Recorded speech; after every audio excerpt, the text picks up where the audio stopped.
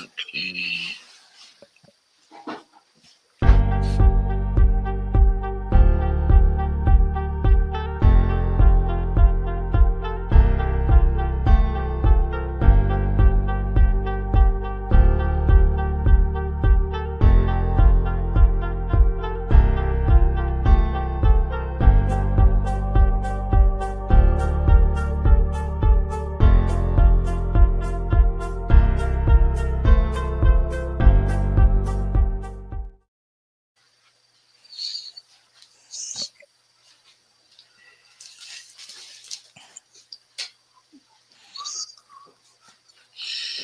Hello, everyone.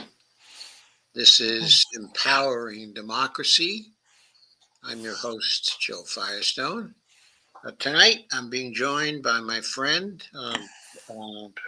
Dee Pierce, who is the host of Around the World, with Dee and Friends. And we're going to be covering 3 topics. First one is the ceasefire. That is to say, ceasefire question mark. Or when is a ceasefire not a ceasefire? Yeah. Okay. The second is the road, to Tehran, to Tehran, does it really go through Damascus? Because Bibi Netanyahu seems to think it does. So that's a big question, one we're going to consider. And our third topic for tonight is the absolutely brilliant piece by Alistair Crook, The Long War to Reaffirm Western and Israeli Primacy Undergoes a Shape Shift. So we wanted to bring that particular analysis to you and go beyond it, and criticize it. But for now, before we get started, I want to just share this on Facebook.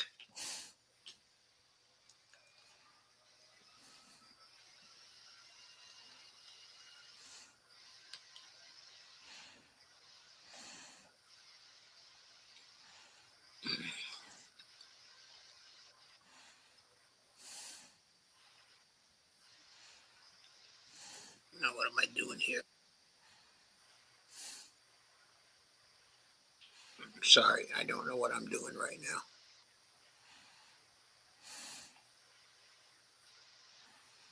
But there it is. Okay. So I think we are in business. And let's just share out. Make sure we share out before we get really into it. Right, I did share it out. Okay, I've got to. Okay. A number of people here. The only one who has announced themselves is Evelina. Okay. Pont. So thank you, Evelina, for coming. It is very good to see you here. Okay, would you like to start off, Dee? Why don't you start off so this way I can share? Okay. I will start off then with, when is a ceasefire not a ceasefire? That's a piece by Phil Giraldi. Picked it up at the UN's Review. And I think it's a pretty good piece on that. It was done November 30th. And the answer to the question is in the tagline is, when it is set up by Washington and Israel is involved. I think he laid it right on the line there. But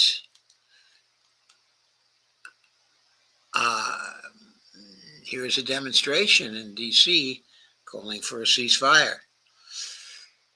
Phil says, we are possibly witnessing another stealthy move by Washington and Benjamin Netanyahu of Israel to enhance the Israeli position in the Middle East at war while pretending to do something else. Typical of Joe Biden and Tony Blinken and Jake Sullivan and Benjamin Netanyahu.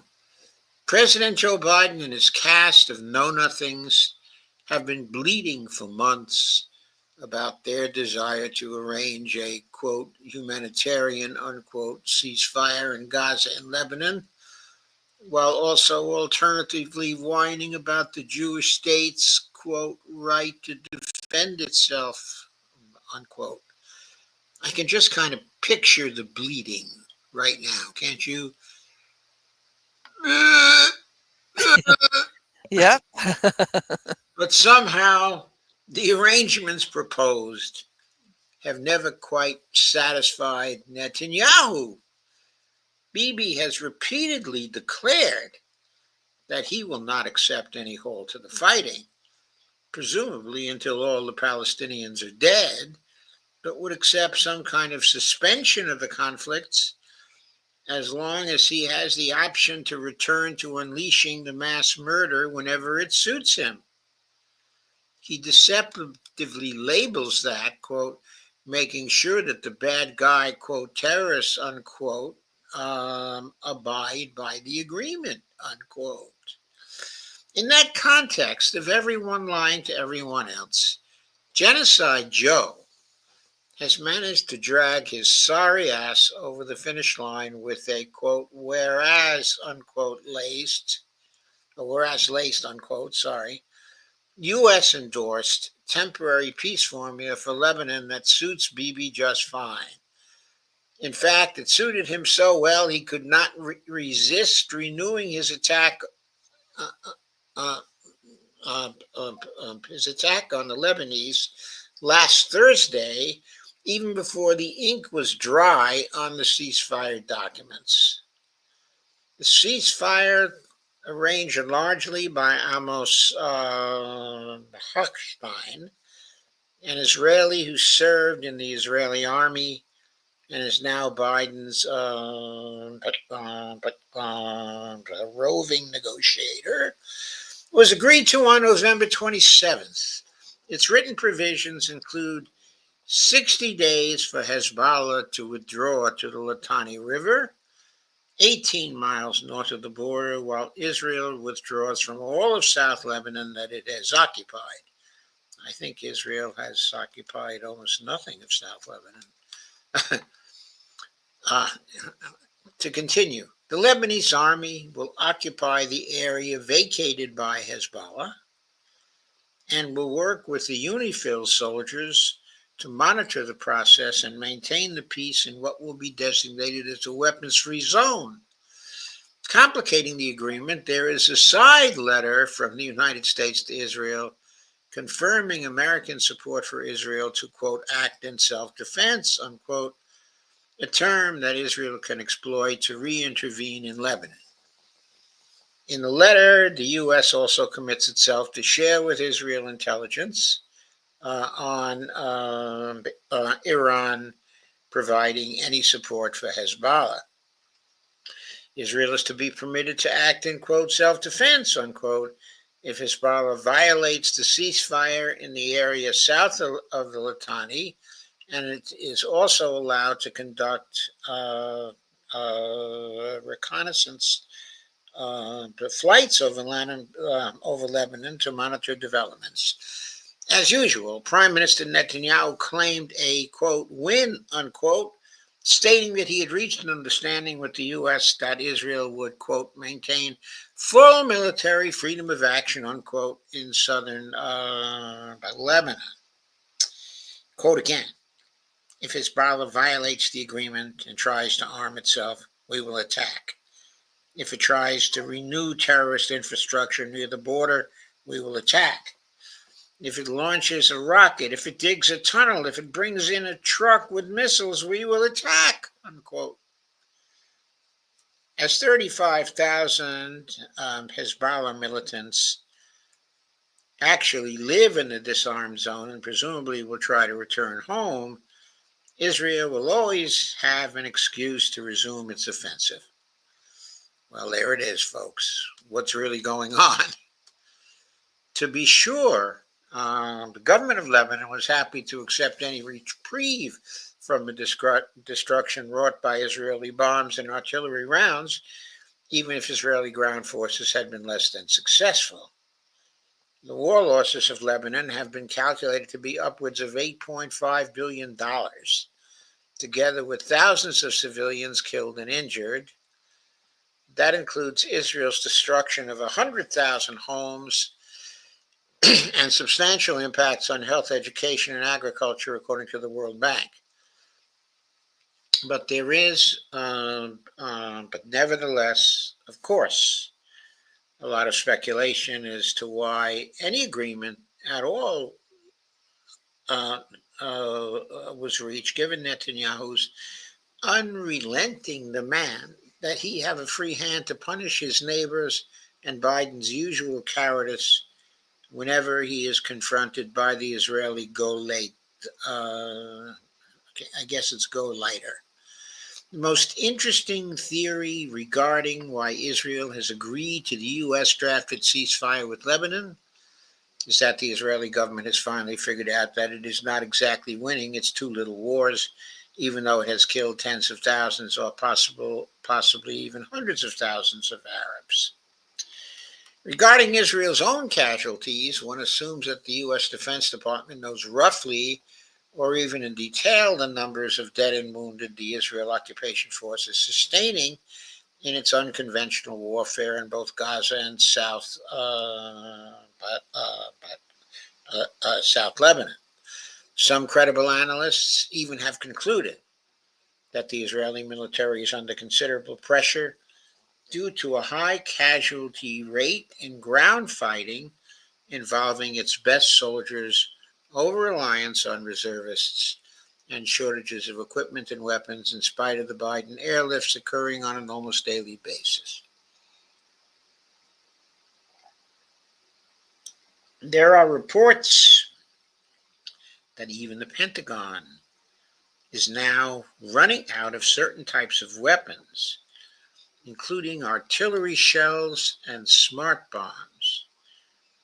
Further, a respite in the fighting against the still formidable Hezbollah enemy would be welcome, both to the Israeli government and to the military planners, particularly as the ceasefire is drafted to favor Israel, which could intervene in Lebanon at will just by alleging a Lebanese failure to enforce the agreement. Netanyahu may also be looking forward to the Trump factor in 7 weeks. Donald Trump has also been a consequence-free supporter of Israel, and his cabinet is composed, or will be composed. It hasn't been confirmed yet by the Senate. Of course, in fact, the Senate still has to meet. Can't confirm nominees right now. The old Congress can. And his cabinet is composed of hardcore Zionists, or again, would be composed of hardcore Zionists. So there is every reason for Netanyahu to believe that with Trump in power, he will be willing to manipulate circumstances involving both Gazans and also Lebanese to enable a U.S.-supported move towards the large-scale attack on Iran that Bibi has wanted for decades. Quote, so, if that's so, what is Iran waiting for? Why don't they hit him now? That's what I always say. That's what I've been saying. I mean, hit him hard, hit him fast, hit him low. Then if they get up, then hit him again. Right. This is the right time to do it. I think this is the right time to do it also. Quote, a victory, unquote, has also become elusive as fighting drags on well into its second year on all fronts, and Israel's, quote, freeing of the hostages, unquote, has not only failed to materialize, it has resulted in the actual killing of some prisoners of Hamas by Israeli bombs and gunfire. Israel has failed to establish any of the, quote, realities, unquote, it wanted to create by invading Lebanon. There's no buffer zone. And instead of full Israel occupation forces retreat, no Hezbollah disarmament, no Hezbollah withdrawal, and no Hezbollah removal from political power in Lebanon. Publicly, Israel got a decoupling between Gaza and Lebanon, but it also was punished with an international arrest warrant for multiple war crimes and genocide being issued against Israel's prime minister and former defense minister. Even though the U.S. has rallied around in defense of Israel, demands for isolating Israel worldwide due to its clearly demonstrated ongoing genocide will intensify. The disruption and sinking of the Israeli economy due to the evacuation of the northern tier of the government under Hezbollah pressure, an increasing number of international boycotts, and the closure of many businesses has been widely observed, as has also been the actual departure of many more educated Jewish Israelis holding U.S. and European passports. There's considerable talk among anti-war Israeli Jews in the diaspora, and even in liberal newspapers like Haaretz, that Israel is in a very real sense self-destructing. This also derives from the growing belief that the Israeli leadership has begun to realize that it does not have an effective military solution, either to end the war in its favor, nor to extend it to include the U.S. as an ally in attacking Iran. If Netanyahu and his generals thought they could continue the carnage for another 90 days until the arrival of Donald Trump in the White House, well, I don't know that they have to continue for another 90 days. I think it's only 50 days until Trump arrives in the White House now. They almost certainly would have gone in that direction without any talk of ceasefire. Instead, leaked reports suggest that the generals themselves are complaining the government of Netanyahu, quote, has no plan, unquote, and have been demanding a cutback due to heavy losses. There are, to be sure, other theories to explain the surprise development of the so-called ceasefire, particularly as it so closely involves the United States and Israel, neither of which can be trusted. The lull in the fighting certainly gives the IOF a break, during which time it can regroup and re-equip with the help of Washington. And as noted above, the concession to Israel that it can re-engage if it determines Lebanon is not abiding by the ceasefire will be easy to manipulate, as Israel is, if anything, a master of deception. Well, I don't know if they're a master of deception. We seem to see through most of their deceptions, but they sure try to deceive real hard, right? So the agreement to down arms benefits Israel, with Netanyahu, backed by the U.S., continuing to be able to call the shots on what comes next on the Hezbollah front. So will the ceasefire hold, or is it another gimmick by the U.S. and Israel? In fact, as noted above, the uneasy truce between Israel and Hezbollah was violated by Israel on its second day in Lebanon on Thursday by an airstrike that it inevitably claimed was targeting militants, violating terms of the ceasefire deal. The Israeli strike was the first of its kind since the U.S.-backed ceasefire went into effect before dawn on the day before. In spite of the clear violation, neither of the war's combatants, Israel or Hezbollah, seemed keen to immediately return to full-scale fighting. The Israeli military said the incident near the border in southern Lebanon had targeted 2 militants entering a Hezbollah rocket facility that had been used to fire into Israel. The Army of Lebanon, which is set to play a major role in enforcing the truce, also accused Israel of violating the ceasefire, quote, several more times, unquote, on Thursday afternoon. The Israeli military claimed that its soldiers had, in fact, interdicted other militants attempting to enter into southern Lebanon. Quote, With the same power we used to secure the agreement, we will now enforce it no less so, unquote.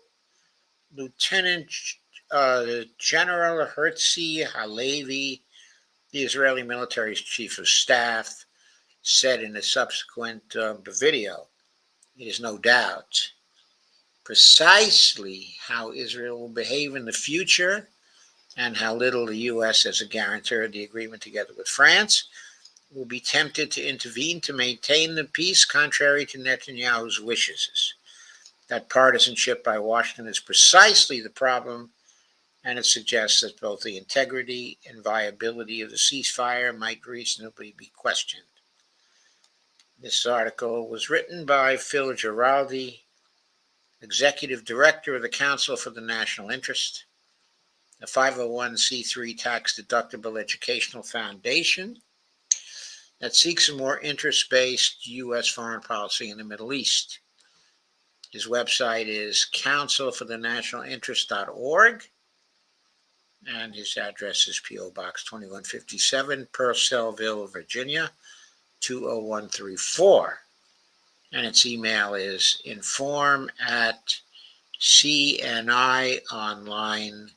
inform@cnionline.org. So, what did you think of that piece, D? It was interesting. You know, I just think too much power is given to Israel, Yes, and I, me too. and the like we always go back to the UN, Yes. and it has been stated that they have to get out of Israel has to get out of the Palestinian territories. Yeah, they have to get out of the Palestinian territory, but they have to get out of Lebanon too, right? Yes, They don't at all belong in Lebanon. They violated international law by attacking it. yes, and they've got to get out of that. They've got to get out of the Golan Heights in Syria. That was brought up at the UN today, Yes. and they've got to just stay in their own area. Yeah, I thought the article did a very good job of pointing out why the ceasefire isn't really a ceasefire. No, it's not. It's clear that both sides are taking a breather from the continuous conflict.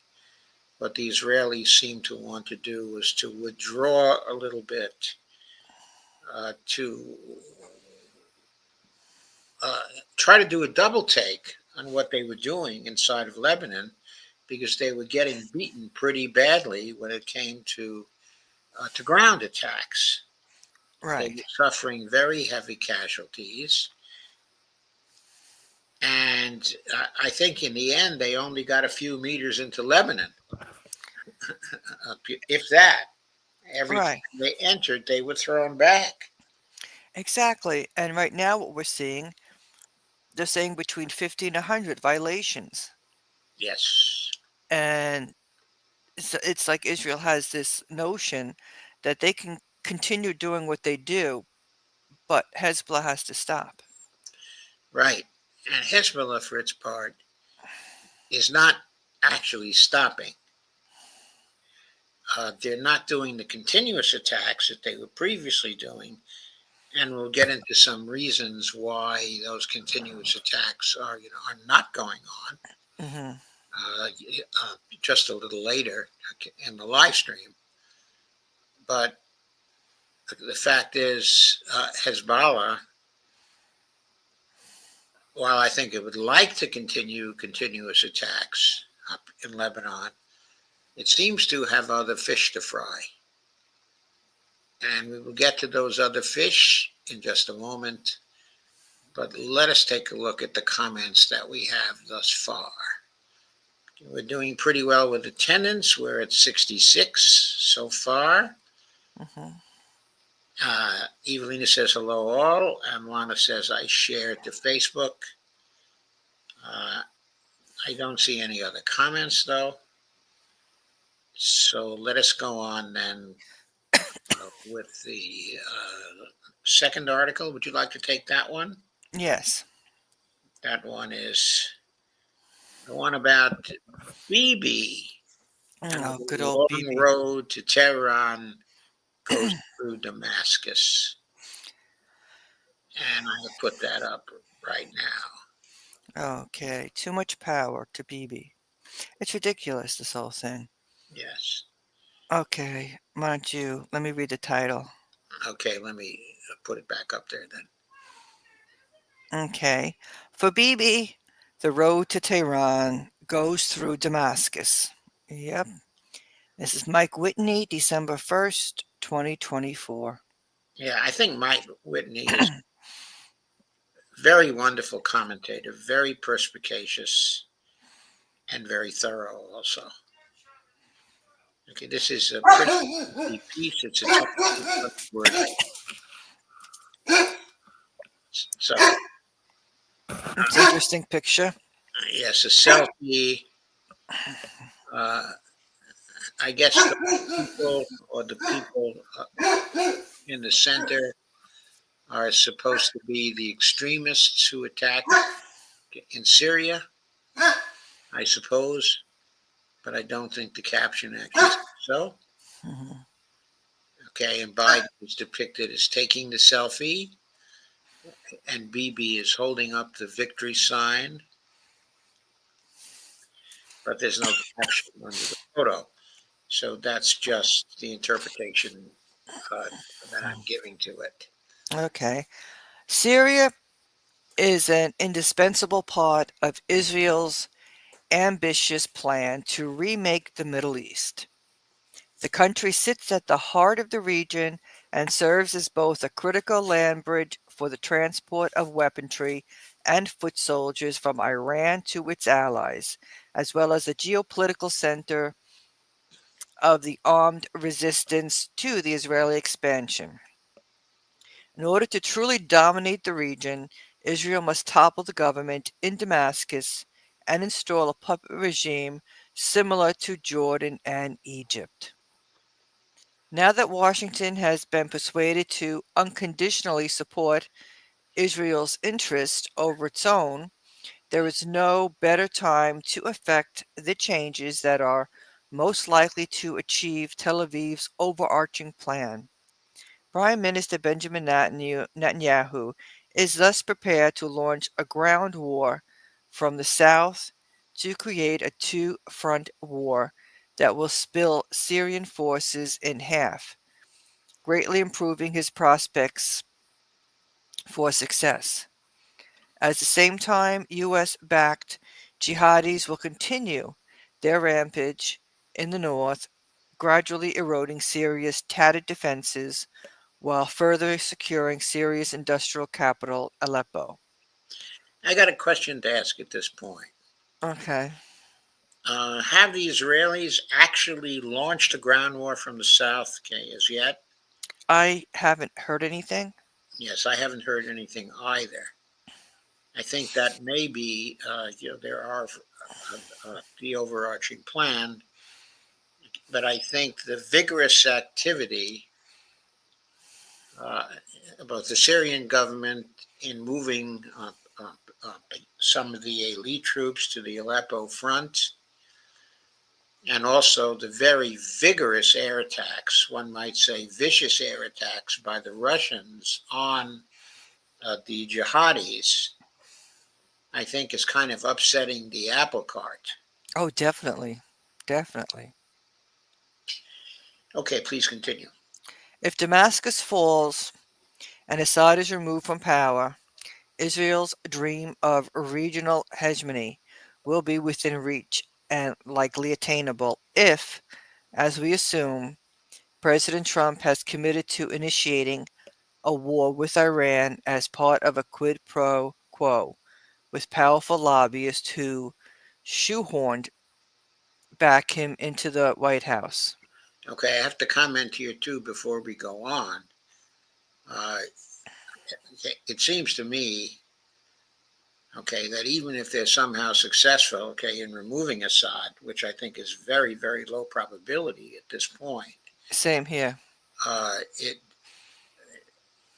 we still have a situation where the Iranians, I mean, if they hit Israel with 2,000 of their missiles, seems to me Israel's going to be in chaos.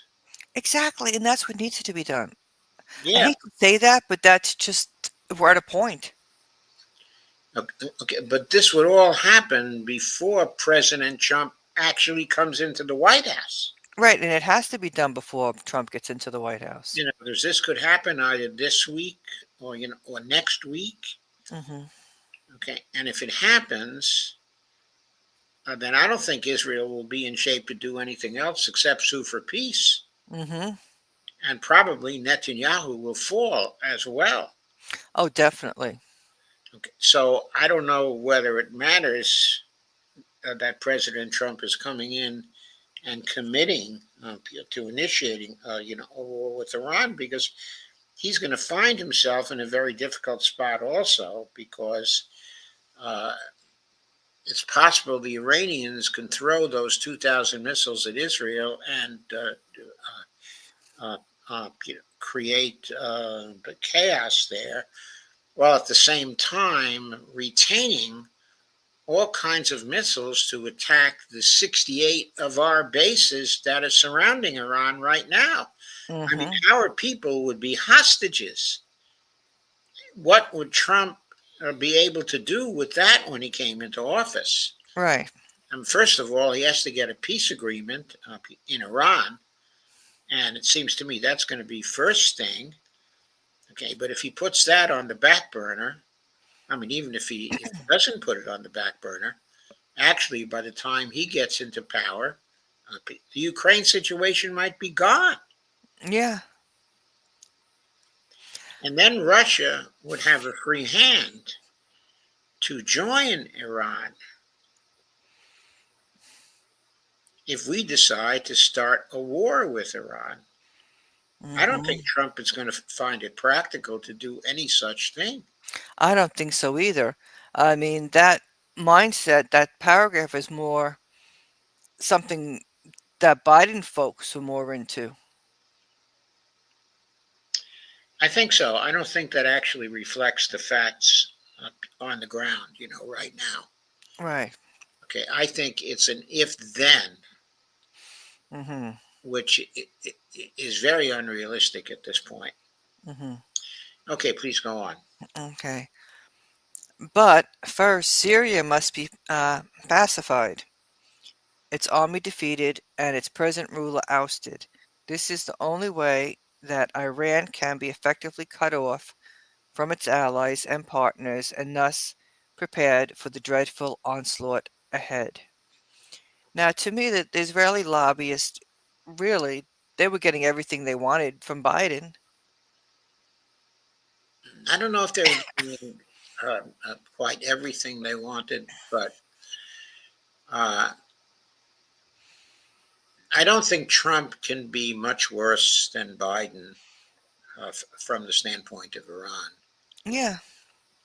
Okay, I don't think he's going to be. In fact, I think, as I said earlier, he's going to be confronted with facts on the ground that he isn't even dreaming of right now. No, no, he's not.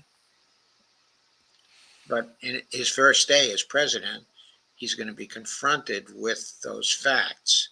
Hmm. If the Iranians should attack, and if the American bases surrounding Iran do anything, then Trump is also be confronted with something like 60,000 dead Americans. And I don't know what the hell he's going to do with that. Right. Anyway, please go on. Okay. At present, there is only one man on earth who can put an end to Israel's bloodthirsty crusades. And there he is, There he is, Putin. otherwise known as VVP. Hmm.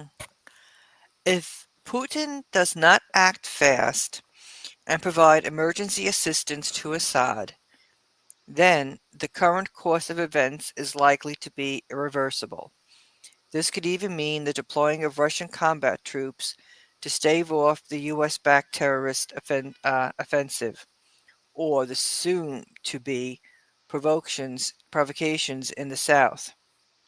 In short, the sovereign state of Syria now faces an existential crisis which will negatively impact the entire region and the world if Putin does not abandon his typically cautious approach and provide the tools Syria needs to fend off the barbarians. I think we can safely say that it's now December 3rd, uh, and in the 2 days since this article was published, it looks as though Putin is not being cautious No, he's not. He's, and is providing the tools to Syria they need to fend off the barbarians. yes. In Sunday's edition of the Times of Israel, we saw that Israeli war planners have already settled on a pretext for invading Syria from the south. Check out this excerpt from an article titled Rebels Advance in Syria. Okay.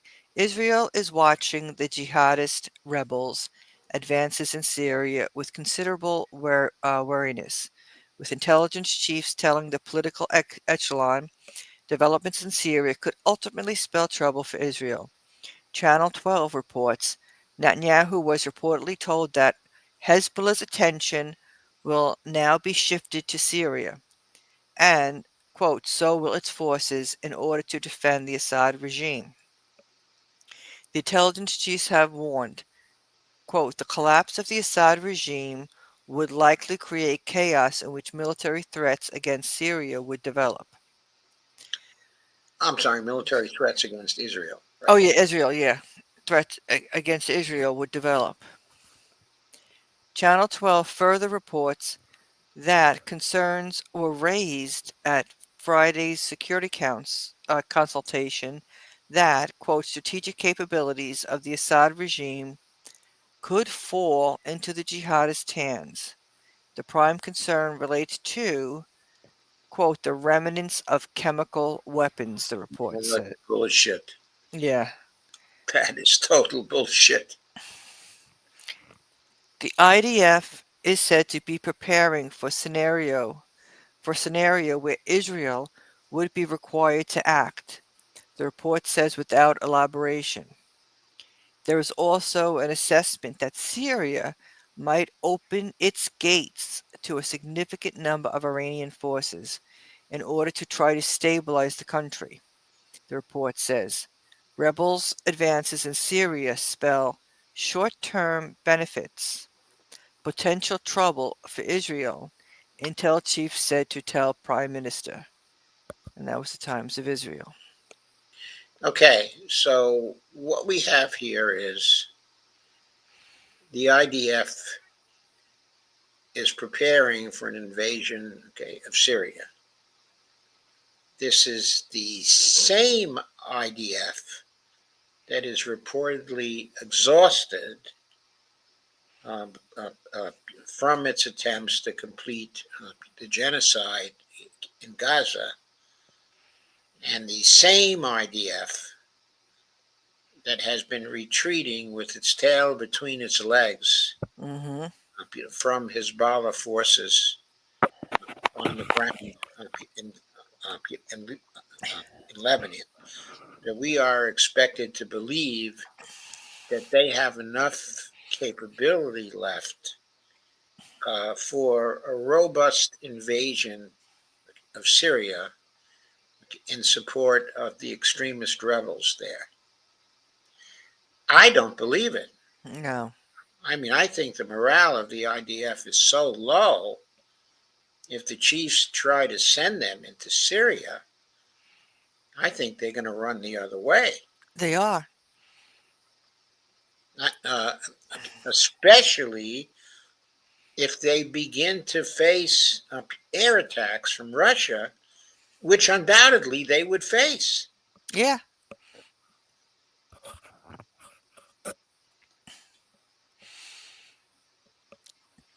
They're worn out, the troops. The troops are worn out. Yeah, the troops are worn out, and I'm not sure the Air Force is in any too good shape either, Mm-hmm. since they're relying very heavily on F 35s and F 22s. Mm-hmm. And those planes have a very, shall we say, I forget what they called it. Okay, is it, uh,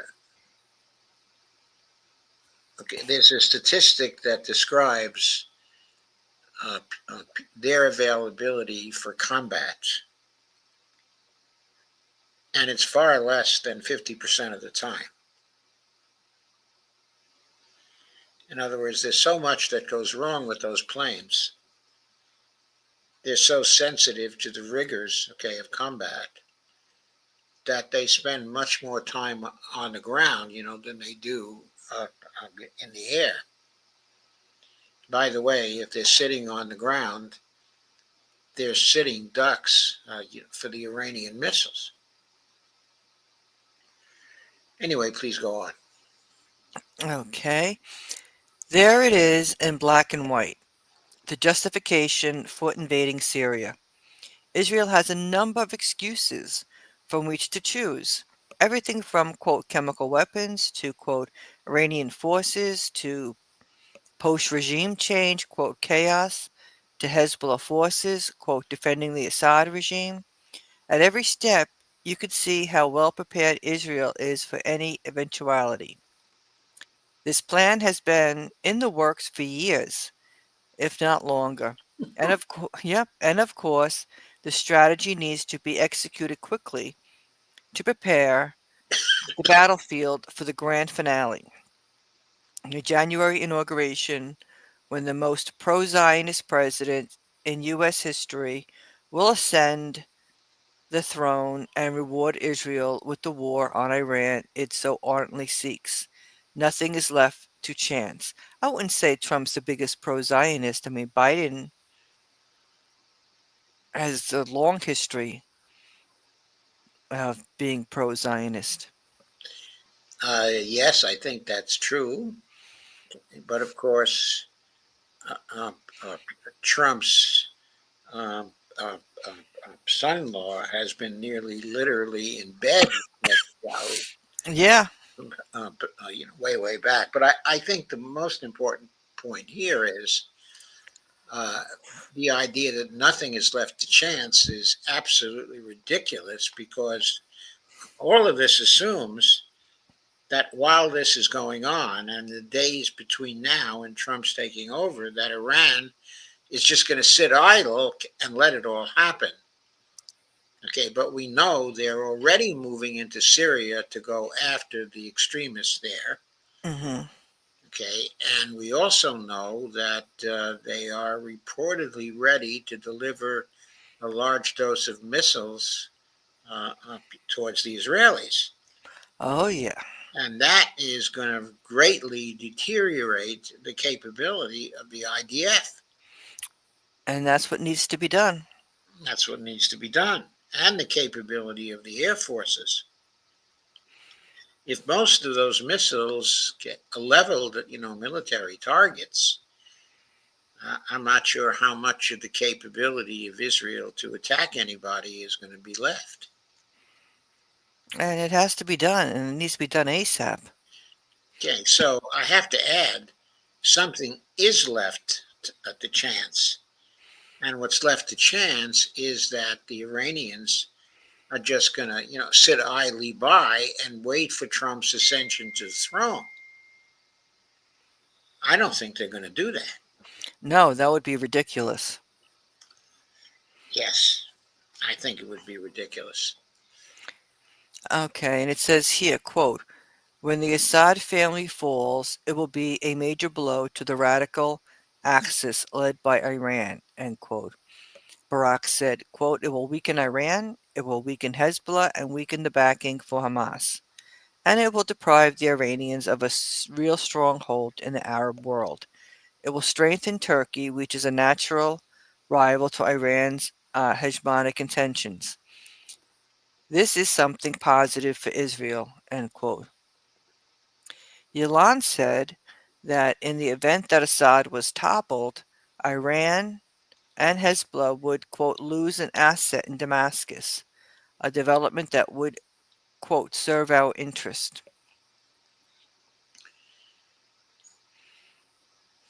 Yes, but again, I think this is, really whistling in the dark, Mm-hmm. or whistling past, the graveyard, Exactly.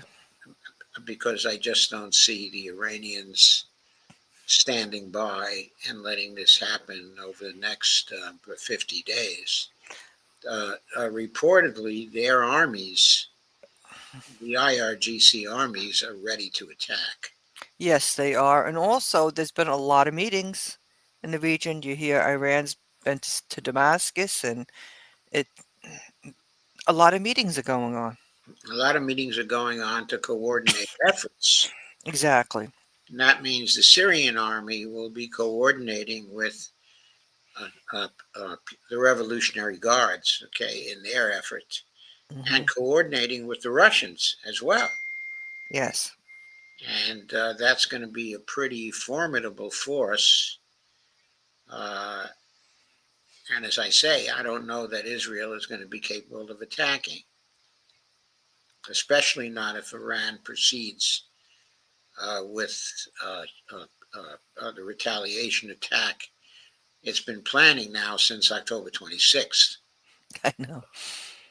Yeah, they've had plenty of time to plan it,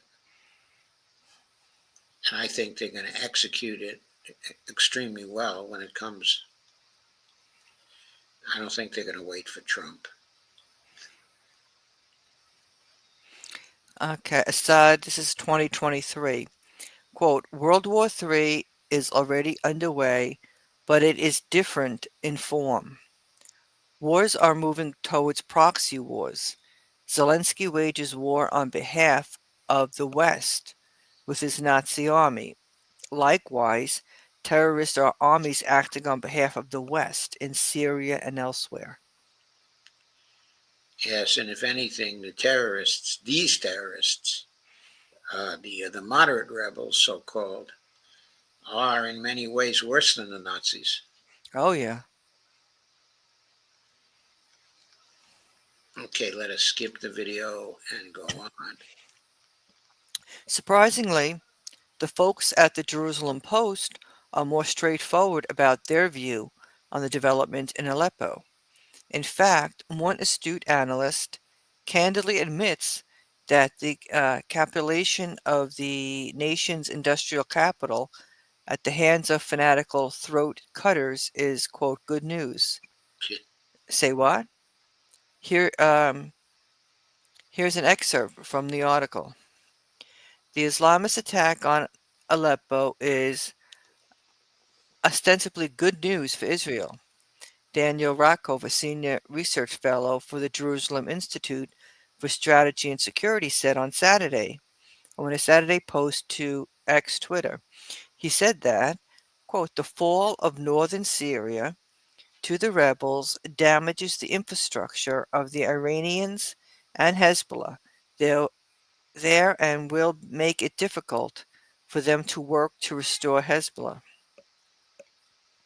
The Israeli researcher also stated that Russian state media is largely ignoring the conflict in Aleppo while claiming that Russian commentators on global conflicts said that Moscow is not responsible for the defense failure of the Syrian city, saying that Russia had very few forces there and the incident was a huge failure for the Assad regime.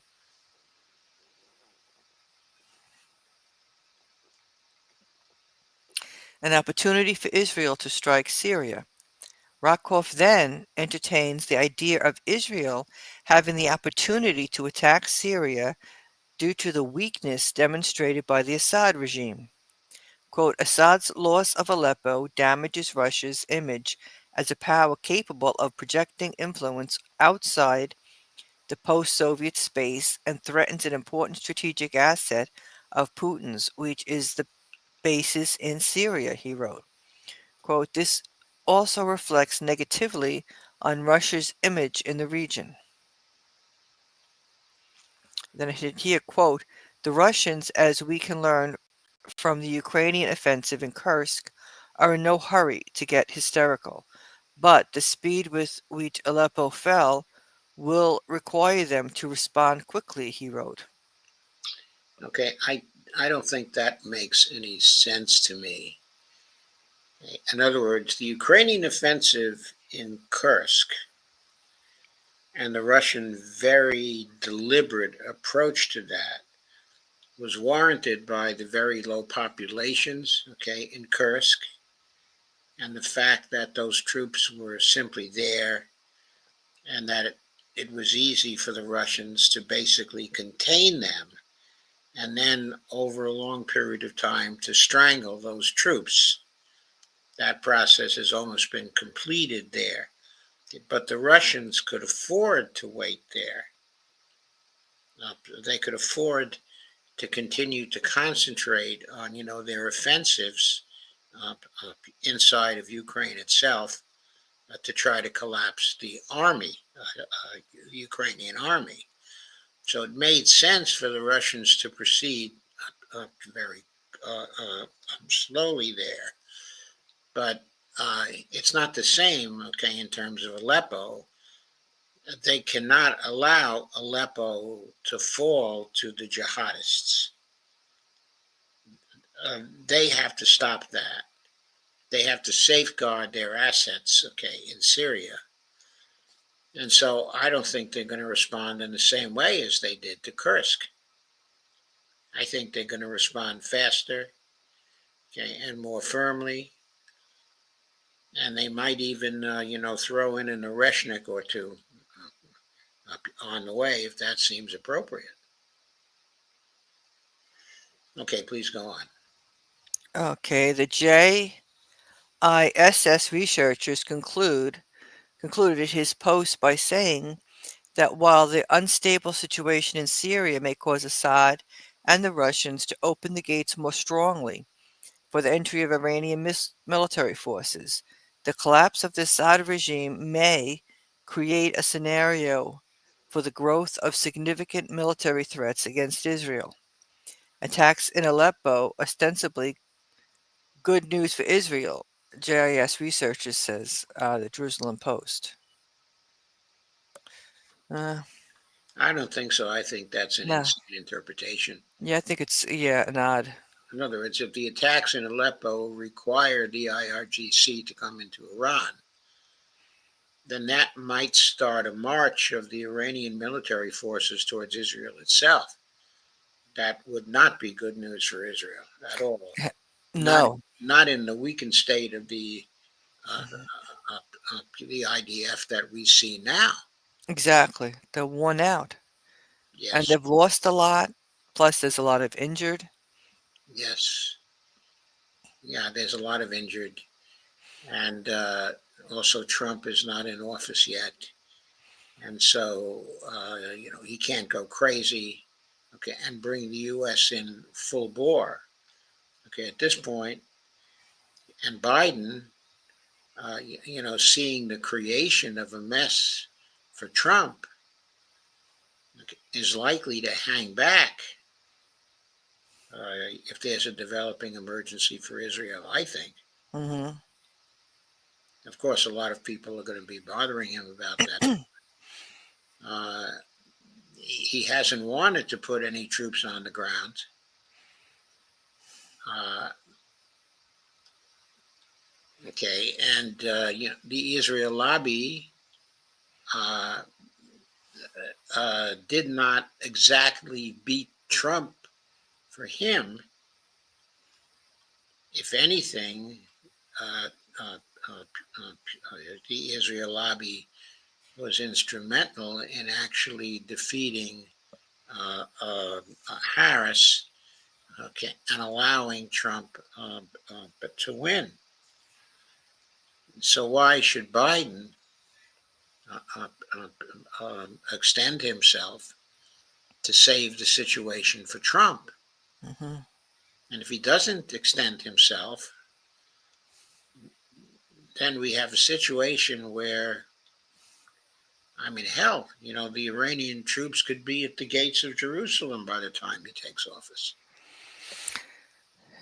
Yeah, because yeah, I saw this too. What Evelina saw it too. She says reportedly Iran has pledged troops to Syria if asked. That's the key, if asked. So Right, but you can be sure if these activities of the Russians are not enough uh, uh, to contain the extremists at this point, then certainly Syria will ask them in. Exactly. Okay, repeat. Quote, an opportunity for Israel to strike Syria. It is, but it is equally interesting to see that, quote, driving Russia out of the Middle East is nearly as important as toppling Assad from Israel's point of view. And it's also clear that Mr. Rakov thinks Putin is, quote, on the ropes and will fail to respond in a timely manner, and that this could be greatly to Israel's advantage. But of course, what is most shocking about Rakov's overall assessment is the sheer joy he derives from the destruction of a thriving city at the hands of deranged savages bent on replacing a stable, rational system with a despotic religious autocracy. But I suppose if genocide is your benchmark for success, nothing should surprise us. Yeah, that's a great statement in that paragraph. Yeah, disgusting. Israel just, it's not viewed the same in the world. And they did it to themselves.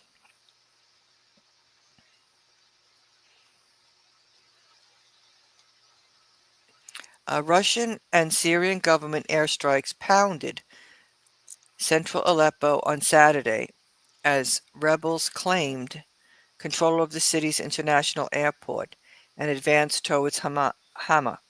It was the first time airstrikes had targeted Aleppo since 2016, when the Syrian opposition was driven out of the city. However, rebels led by Hayat Tahrir al-Sham and allied groups, including some backed by Turkey, claimed stunning gains on Saturday. They claim to have seized Aleppo International Airport and the strategic city of Khan Sheikhoun in South Idlib. The administrative borders of Idlib Governorate were fully under their control, they added.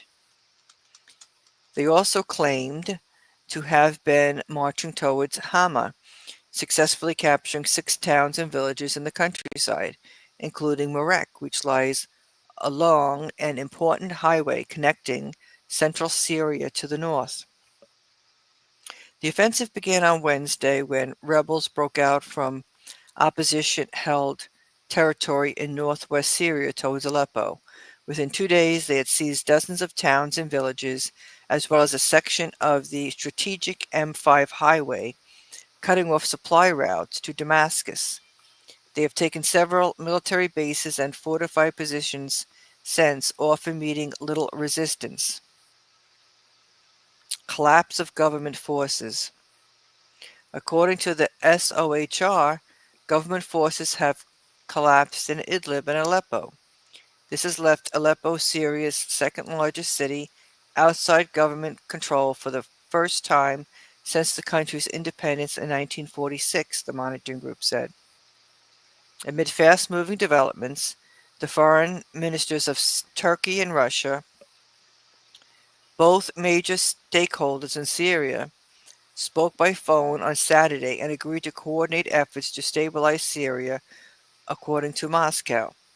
Well, But yeah, to remark on that, as of today, it has begun to look like uh, uh, uh, Turkey has parted company, okay, with Russia yes, and is giving support to the insurgents at this point, okay, because Turkey is evidently interested in trying to uh, detach, okay, a portion of Syria, but for itself. And so they are not on the side of the Syrians, and they don't appear to be coordinating with the Russians, at all. Okay, and not with the Iranians either.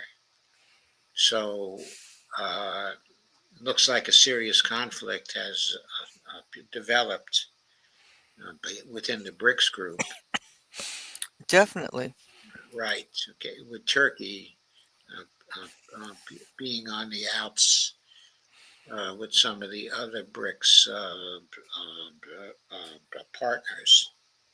And then there was I saw this picture. It had the map, and then it stated that Turkey through Syria, the oil in Syria.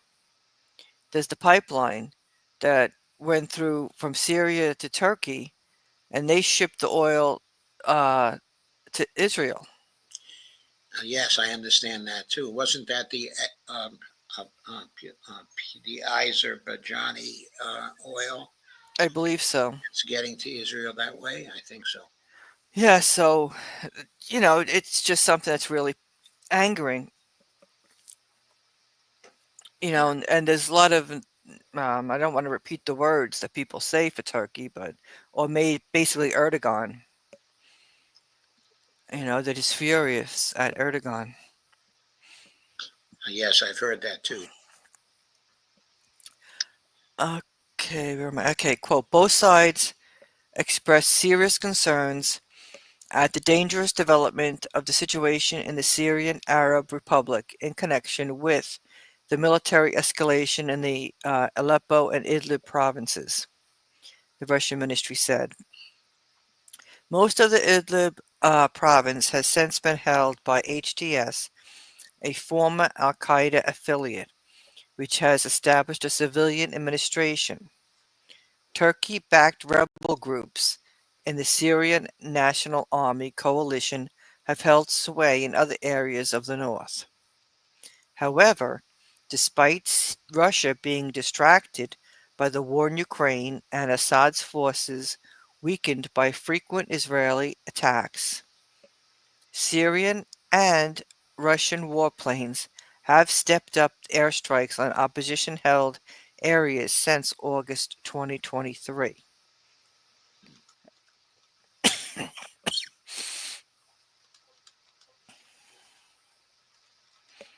Hmm. Okay. Read it.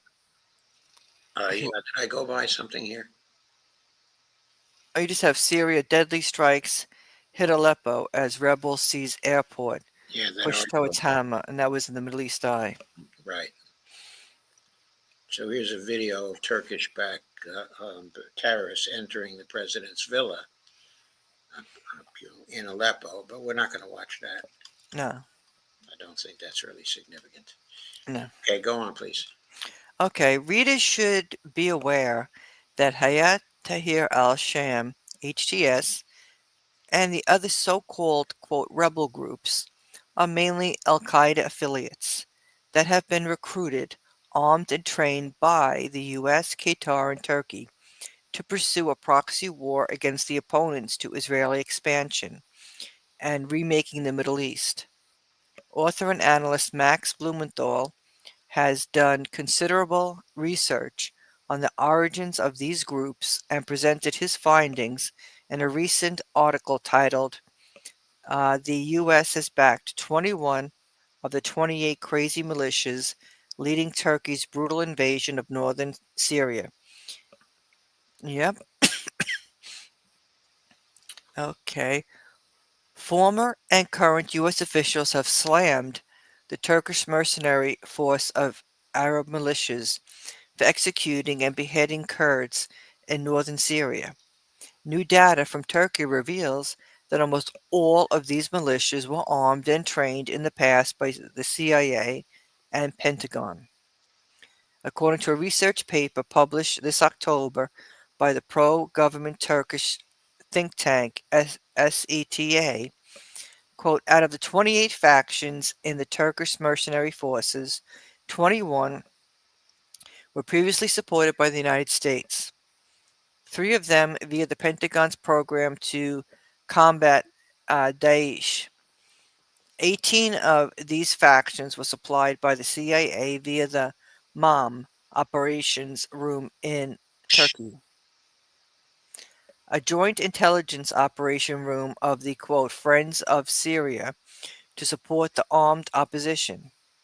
14 factions of the 28 were also recipients of the U.S. supplied Tau anti-tank guide missiles.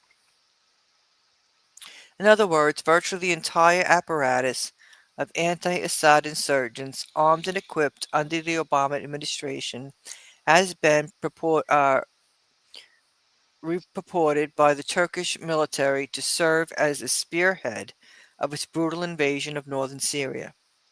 The leader of this force is Salim Idris, now the quote defense minister of Syria's Turkish-backed interim government.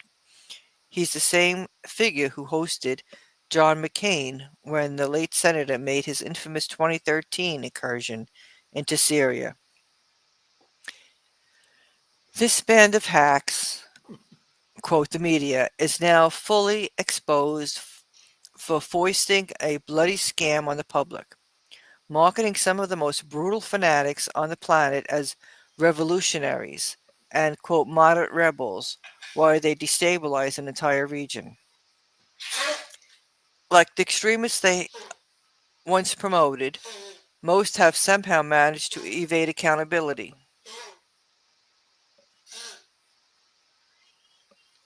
To evade accountability and remain employed. Yes, the U.S. has backed 21 of the 28 crazy militias leading Turkey's brutal invasion of northern Syria. Max Blumenthal, The Gray Zone. So, who is the world's biggest supporter of terrorism? You guessed it, Uncle Sam. Finally, I'll finish with a quote from a blogger who I just discovered, but with whom I agree on nearly every point she makes. I would be interested to know if other readers feel the same. The U.S., Israel, Al Qaeda, Turkey backed operation against Syria using various proxies and terrorist groups was long planned in order to divert the Syrian army's forces, destabilize and overextend them, allowing Israel to come in from the south, preventing the flow of weapons to Hezbollah from Iran into Iraq, Syria, and then Lebanon. The war continues, they merely shifted the theater slightly. That's why moments before this quote ceasefire, Israel was attacking the border between Syria and Lebanon and continued after. The ceasefire gives Israel time to recover because it's weak and time to strategize with Washington until the most Zionist administration comes in. Make no mistake, Trump will do what Bibi wants regarding Syria, which will now be the focus as it's a huge resistance bloc standing in the way of the Greater Israel Project. Turkey and the two-faced con man, Erdogan, want control of the north, quote, Syria, and will sell themselves to Israel and the West, while condemning Bibi on Gaza. NATO Secretary General Mark Rutte went to Turkey and worked out a deal with Washington giving F-35s to Turkey right before this attack. I wonder how many F-35s. Yeah, he also met with Trump in D.C. days prior on 11/23. None of this is coincidence. Essentially, Israel isn't going to follow through with this ceasefire. Its essence is moot. The collective West, including Tel Aviv, are already at war against those fighting them to hold on to their national sovereignty. They want to stop Iran, Russia, and Syria from cooperating to halt their expansionist, warmongering ambitions. And that's by Fiorella Isabel. Right. And she's right. Yeah, I think she is. It's really first-rate analysis, as he says next. Yes. First rate analysis. It helps to explain what's going behind the fog of media coverage. And that's it for the article, but I thought it was a terrific piece. Yeah, I thought so too. Yes. because a lot of us, when you follow it for a long time, you pick up on things. Yes, you do. What I thought though was that uh, it also doesn't go into the chances of this elaborate plan actually succeeding. And for the reasons we discussed while reading through the actually the first two articles, it seems to me the plan is very unlikely to succeed because the Russian and Iranian responses to it are going to be very, very strong. That's true. Yeah, and I think we're going to see that very soon now. Anyway, You want to look at this, some comments? yep, I do. Okay, we're now doing well. We're at 108 folks. So the sharing has been very successful. So thank you, Dee, and thank you, Lana, for some great sharing. Here is Robert Copeland. Russia should also get out of Ukraine. Also, the Earl of Lurie at Robert Copeland. Why would they do that? Robert says the United States is backing the Kurdish forces, and Turkey is backing several forces in northwest Syria. Yes, but we have to note that Turkey is not backing the Kurdish forces. They're trying to utterly destroy the Kurdish forces in northwest Syria. So there's a little working at cross purposes by the United States and Turkey. Evelyn says 3 days ago, I read the road from Beirut to Damascus is being restored after Israeli bombing that left craters at the crossing. Thank you, Evelina. Reportedly, Iran has pledged troops to Syria if asked. Yes, I think that's true. Meaning Assad has not requested help as yet. But I don't think he'll be shy about that if he needs it. Earl of Laurie says NATO is a bunch of pirates. Yes.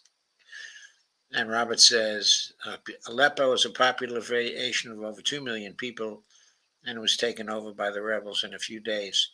I don't think that counts for anything. All that means is that the Syrian army forces that were supposed to defend it simply collapsed.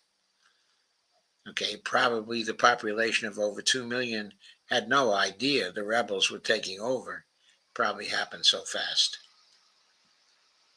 Earl of Lurie says, if the average American actually knew who they were giving their money to, I bet they wouldn't be happy.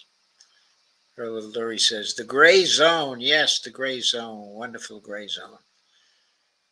How many of the 28 groups the United States is backing now? I don't know. I'll bet a large number of them. Robert Cope says, is Turkey a member of BRICS now? And if so, they have two BRICS nations backing opposing forces in Syria. No, they're not a member of BRICS now. They've been uh, they have some gray status with BRICS at this point, but supposedly we're very enthusiastic about uh, uh,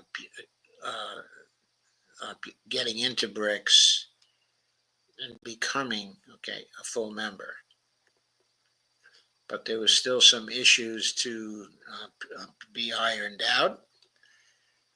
It looks as though Erdogan has been playing a double game, and it remains to be seen whether he's going to be successful at doing that.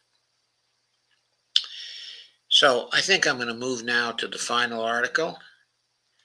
Okay, if that's okay with you, Dee. Yes, that's fine. Okay, that piece is by Alistair Crook. He wrote it, on Monday, December 2nd. And it's called The Long War to Reaffirm Western and Israeli Primacy Undergoes a Shape Shift. And guess what that is? We've already said enough to indicate, what it is, but here we go into it. There is Putin with a sort of small smile on his face. He's probably talking about the Oreshnik that was giving him reason to smile.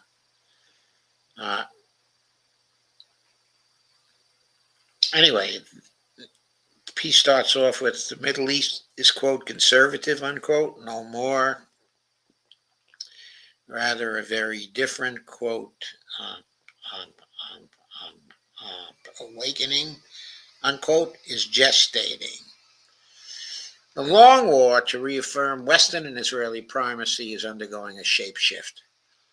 On one front, the calculus in respect to Russia and the Ukraine war has shifted, and in the Middle East, the locus and shape of the war is shifting in a distinct way. George Kennan's famed Soviet doctrine has long formed the baseline to U.S. policy. Yeah, I think that may be true in theory. I actually don't think that uh, uh, the containment policy of George Kennan has been faithfully followed by U.S. Foreign policy for ages and ages. Certainly, the Vietnam War was in no way an application of the containment policy. I think also further relations with Russia after the fall of the Soviet Union were not examples of the containment policy. They were much more aggressive than the containment policy. In fact, it was Kennan who opposed the policy of trying to surround Russia, with NATO nations. And Kennan was very unhappy at the attempts to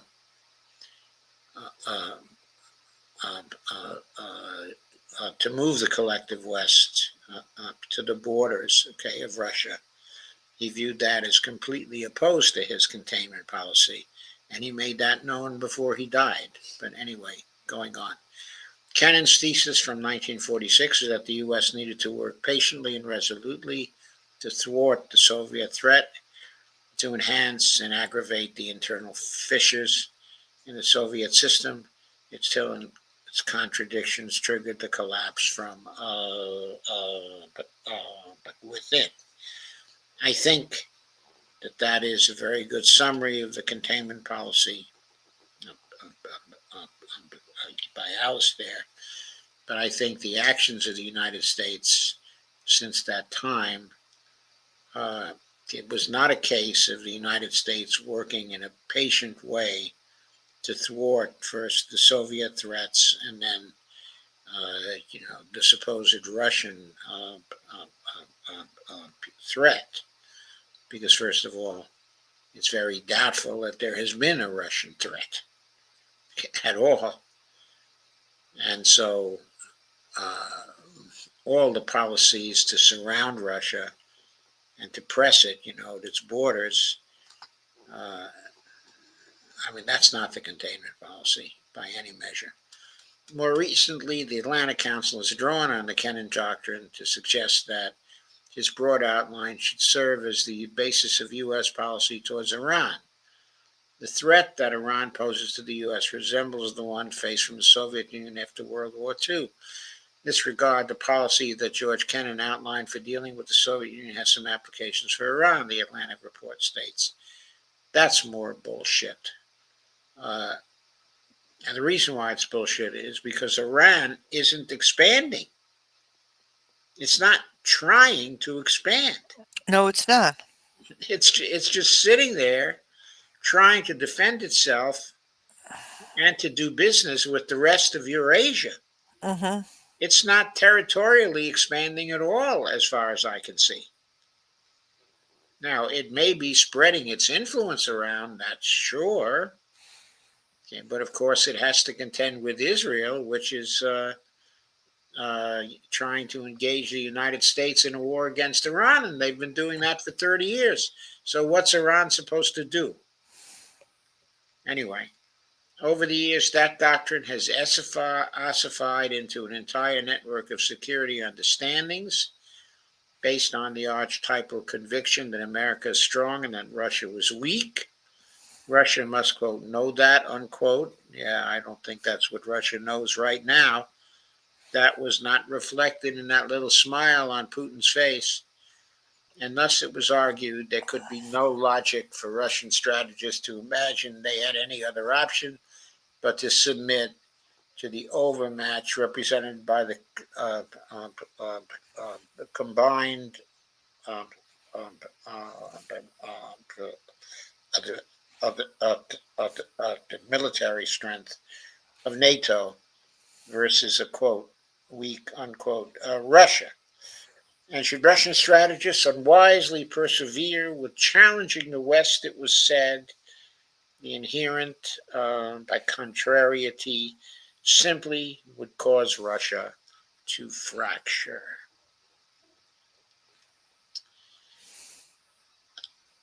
The American the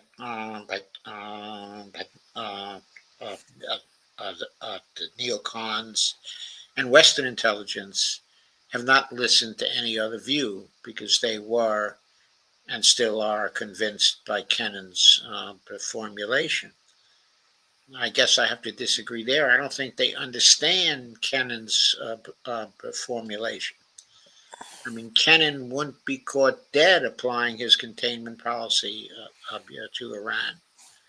Unfortunately, we don't have him around any longer for him to state that himself. The American foreign policy class simply could not accept the possibility that such a core thesis was wrong. I think what they could not accept was that the containment policy was in no way a justification for their own actions. That's what they couldn't afford to consider too. That's what they could not accept. The entire approach reflected more a deep-seated culture rather than any rational analysis, even when visible facts on the ground pointed them to a different reality. So America has piled the pressure on Russia through the incremental delivery of additional weapon systems to Ukraine, through stationing intermediate-range nuclear-capable missiles even closer to Russia's borders. I think they're talking about Tomahawk missiles here. And most recently by shooting ATACMS into, quote,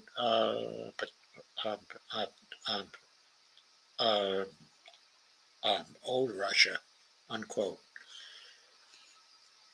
I think it's old Russia there versus the territories that Russia is trying to get back at this point. Those territories are known as Novorossiya, or New Russia. Okay, so the Ukrainian part of this is New Russia. Okay, but where the ATACMS are being sent into now is old Russia. The aim has been to pressure Russia into a situation where it would feel obliged to make concessions to Ukraine, such as to accept the freezing of the conflict and to be obliged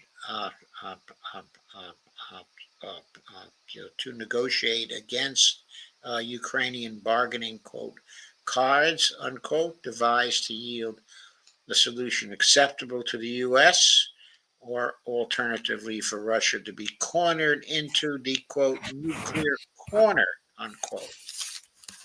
American strategy ultimately rests on the conviction that the U.S. could engage in a nuclear war with Russia and prevail, that Russia understands that were it to go nuclear, it would, quote, lose the world, unquote. Or pressured by NATO, the anger amongst the Russians likely would sweep Putin for office, he to make significant concessions to Ukraine. It was a, quote, win-win outcome from the U.S. perspective. Yes. Yeah. What flawed reasoning. Unexpectedly, however, a new weapon appeared on the scene which precisely unshackles President Putin from the quote, all or nothing, unquote, choice of having to concede a bargaining, quote, hand, unquote, to Ukraine or resort to nuclear deterrence. Instead, the war can be settled by facts on the ground. So effectively, the George Kennan, quote, trap, unquote, imploded. Now, I agree the trap has imploded, but it wasn't the George Kennan trap, in my view. The Oreshnik missile that was used to attack the Yuzhmash complex at uh, uh, Dnipropetrovsk provides Russia with a weapon such as never before witnessed, an intermediate range missile system that effectively checkmates the Western nuclear threat. Russia can now manage Western escalation with a credible threat of retaliation that is both hugely destructive yet conventional. It inverts the paradigm. It is now the West's escalation that either has to go nuclear or be limited to providing Ukraine with weapons such as ATACMS or Storm Shadow that will not alter the course of the war. For NATO to escalate further, it risks an Oreshnik strike in retaliation, either in Ukraine or on some target in Europe, leaving the West with a dilemma of what to do next. Putin has warned, quote, if you strike again in Russia, we will respond with an Oreshnik hit on a military facility, in uh, uh, another nation. We will provide warning so that civilians can evacuate. There is nothing that you can do to prevent this. You do not have an anti-missile system that can stop an attack coming in at Mach 10, unquote. The tables are turned. Of course, there are other reasons beyond the permanent security cadre's wish to Gulliverize Trump into continuing the war, in Ukraine in order to taint him with a war that he promised immediately to end. Here, the term, of Gulliverizing Trump is the image of tying Trump down, as the Lilliputians did to Gulliver. So that's what's at issue here. Particularly the British and others in Europe want the war to continue because they are on a financial hook from their holdings of some $20 billion in Ukrainian bonds, which are in a, quote, default-like status, unquote. I thought that was brilliant to bring this in. Or from their guarantees to the IMF for loans to Ukraine. Europe simply cannot afford the cost of a full default. Neither can Europe afford to pick up the burden with the Trump administration to walk away from supporting Ukraine financially. So they collude with the U.S. interagency structure to make the continuation of the war proof against a Trump policy reversal. Europe for financial motives, and the deep state because it wants to disrupt Trump and his domestic agenda. Very interesting analysis, that. The other wing to the global war, quote unquote, reflects a mirror paradox. That is, quote, Israel is strong and Iran is weak, unquote. The central point is not only its cultural underpinning, but that the entire Israeli and U.S. apparatus is party to the narrative that Iran is a weak and technically backward country.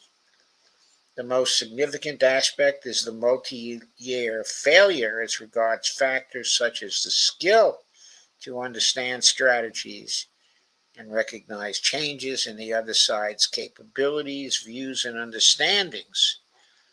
Russia seems to have solved some of the general physical problems of objects flying at hypersonic speed. The use of new composite materials has made it possible to enable the gliding cruise block to make a long-distance guided flight practically in conditions of plasma formation. It flies to its target uh, but like a meteorite, but like a ball of fire. The temperature on its surface reaches 1600 to 2000 degrees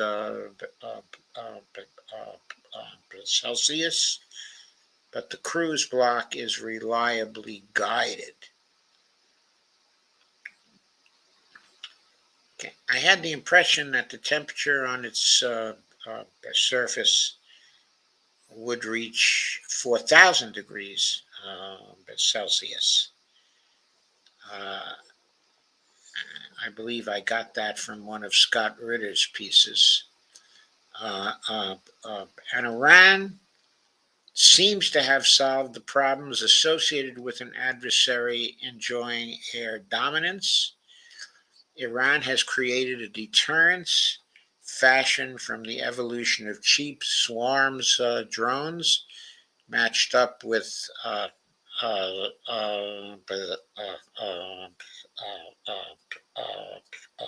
ballistic missiles carrying precision hypersonic warheads.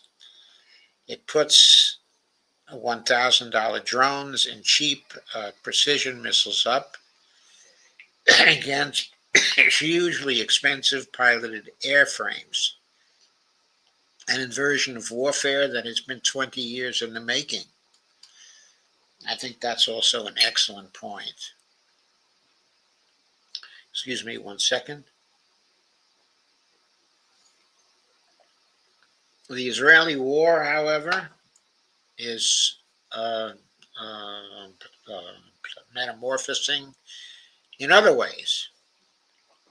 The war in Gaza and Lebanon has strained Israeli manpower.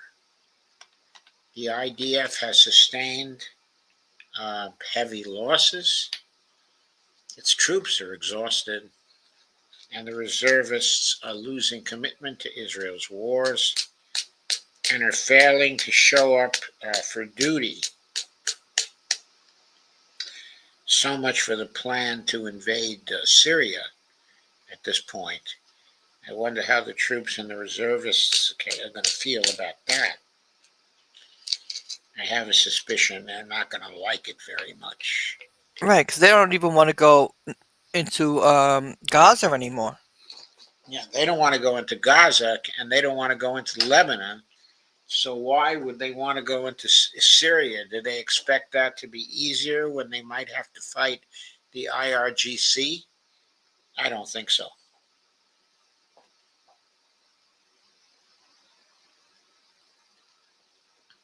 Israel has reached the limits of its capacity to put boots on the ground, short of conscripting the Orthodox Haredi Shiva students, an act that could bring down the coalition.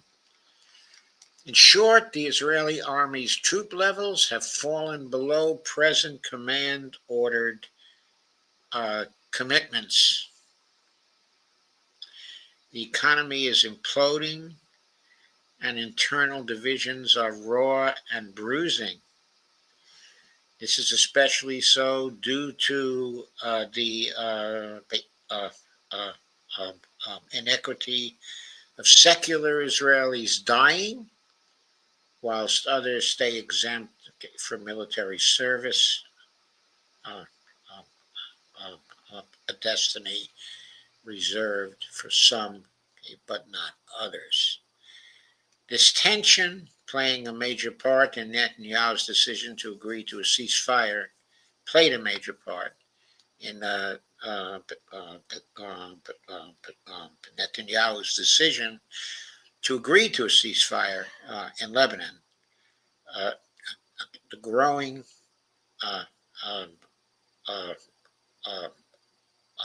animus about Orthodox Haredi exemption risked bringing down the coalition. There are, uh, uh, uh, uh, speaking in terms of a metaphor now, two Israels, the kingdom of Judea versus the state of Israel. In view of such deep antagonisms, many Israelis now see war with Iran as the catharsis that will bind the fractured people together again, and if victorious, end all of Israel's wars. To me, this seems like a pipe dream, an absolute pipe dream. It seems to me a strong missile attack from the Iranians, at this point, is going to blow apart the fractured people. It's not going to bind them together again. What it's going to create is chaos in Israel. Going on with the article, though, outside the war widens and shape shifts.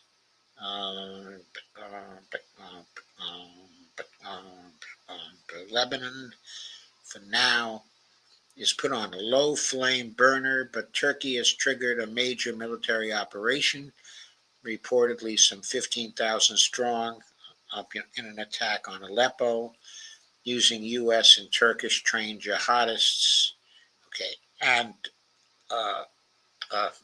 from Idlib. Turkish intelligence, no doubt, has its own distinct objectives, but the U.S. and Israel have a particular interest to disrupt weapons supply routes to Hezbollah in Lebanon.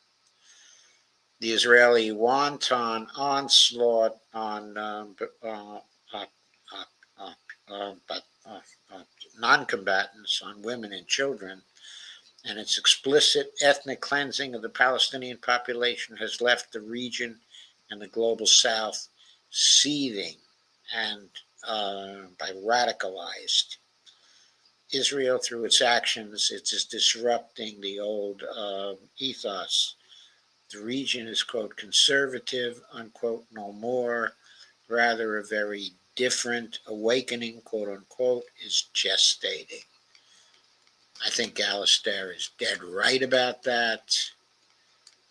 But also, I think that in the face of extreme pressure right now from the outside, I do not think that the fractured parts of Israel can come together again. I think the secular parts of Israel are just going to leave Israel if they possibly can. And we know 1 million of them have already left. And I think it's possible that 2 or 3 times as many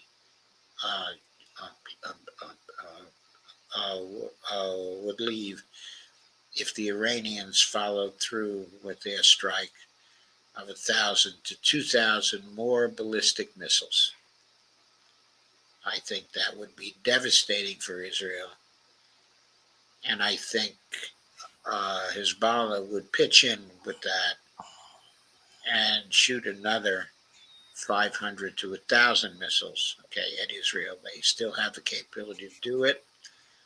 And I think they certainly will contribute, to the Iranian attacks. And don't forget the Houthis as well. Oh, definitely. Yes. 28 degrees. And Bonnie tells me it's 28 degrees here.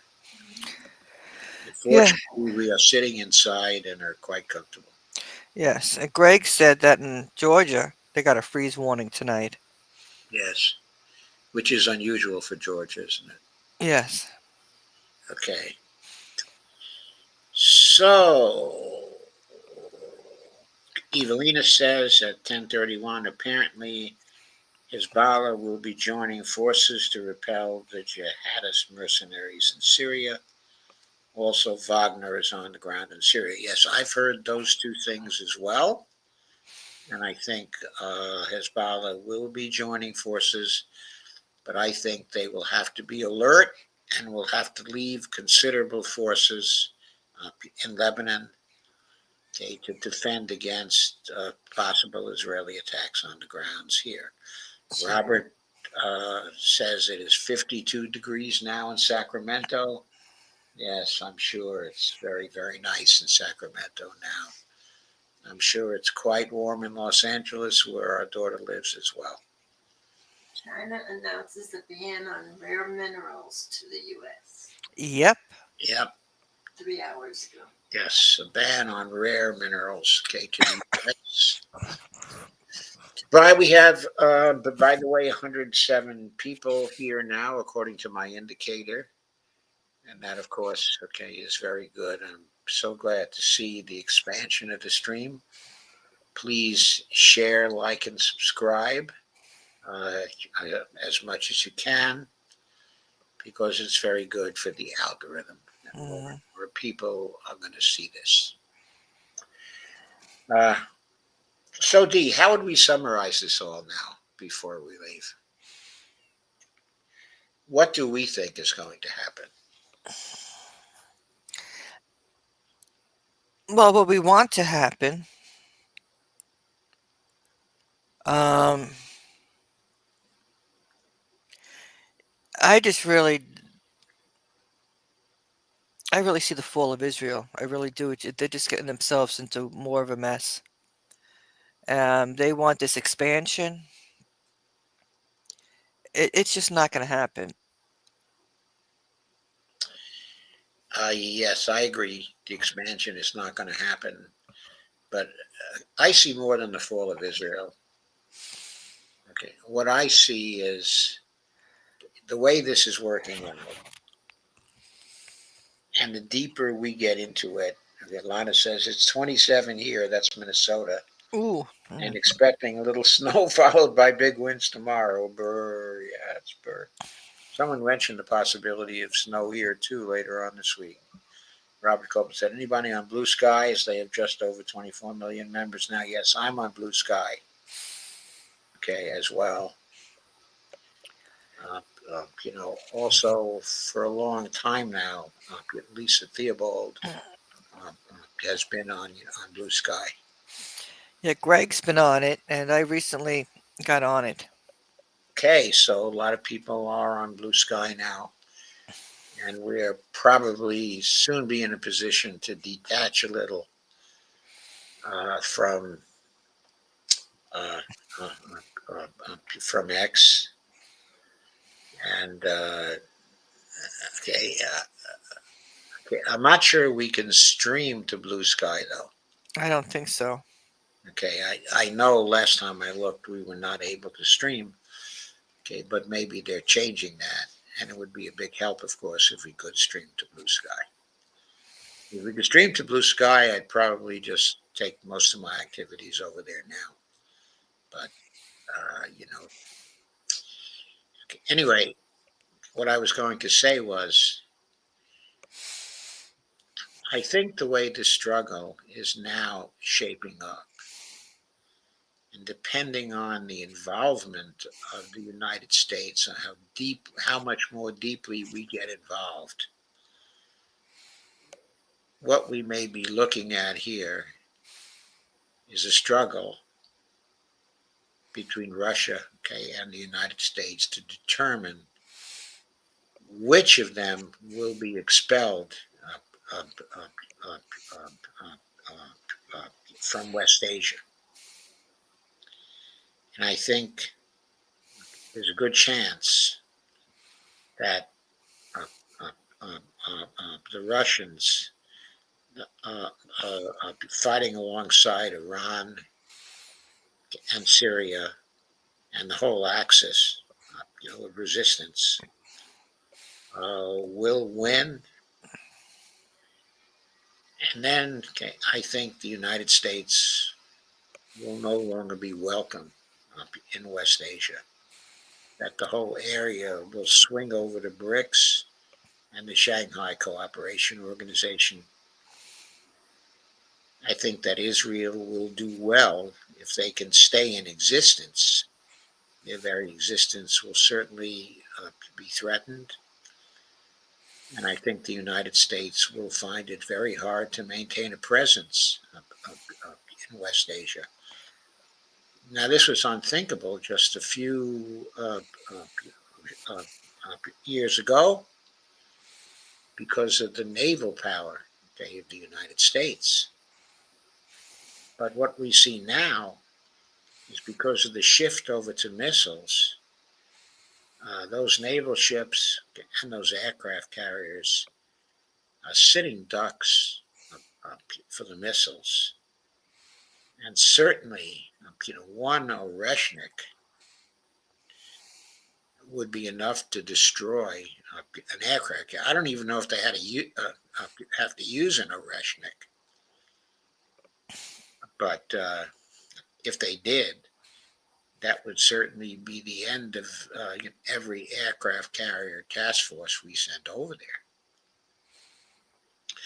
All of our 68 bases, surrounding Iran, are terribly vulnerable, to their missiles, and I'm not even counting, any Russian missiles here. But they are vulnerable to Iranian missiles and to resistance missiles from Iraq, and from Syria. In case of war, those bases are going to be gone.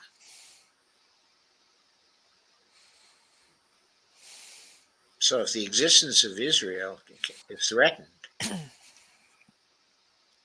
where are we going to remain in West Asia? We're going to be booted out. We're going to be booted out, told, don't let that saying, don't let the door hit you on the way out. We're going to be isolated just as Israel will be. And for Israel itself, like you said earlier, and we've noticed the stream of people leaving. Got a lot of people, like we said, noticing going to Greece and other places. They're going to be leaving. People are going to be leaving. And then the usual, you usually have the poor people and the people that can't leave will be there, and they'll have to adapt. Yes, they'll have to adapt.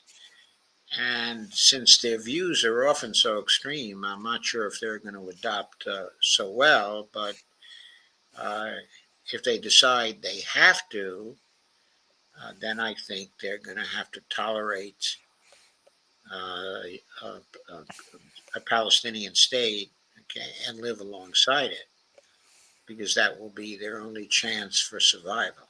Hmm. And they'll have to, and actually, this would be a wake up because they've been so indoctrinated. I know they're going to find it hard to psychologically adjust to the situation. Because they have no concept of the military capability of uh, the Iranians, or the Russians. I think they even have, greatly underestimated Hezbollah's capability. And the Houthis must be a grave surprise to them to be getting missile attacks from Yemen. And those attacks, actually getting through the Iron Dome. They lived for so many years trusting in the Iron Dome, thinking it was going to be able to protect them. Right now, on a day-to-day basis, the Iron Dome is a failure, and they have to adjust to that. Hmm. So I think, in many ways, when Alistair Crook and Mike Whitney were going over the views of the Israelis in order to give us some analysis of their intentions, I don't think they quite got to emphasize how unrealistic those views were. I think they were highly unrealistic. I don't think the real world is in any way uh, the way the Israelis actually see it. And I think everybody's going to find that out over the next 4 weeks or so. Hmm. So Robert says, anybody on Blue Sky, as they have just over 24 million members now. Lana says she has to set up her Blue Sky account. Dave Garibaldi said, according to Lana, that the people he knows on Blue Sky are more for being social and not so much for political purposes.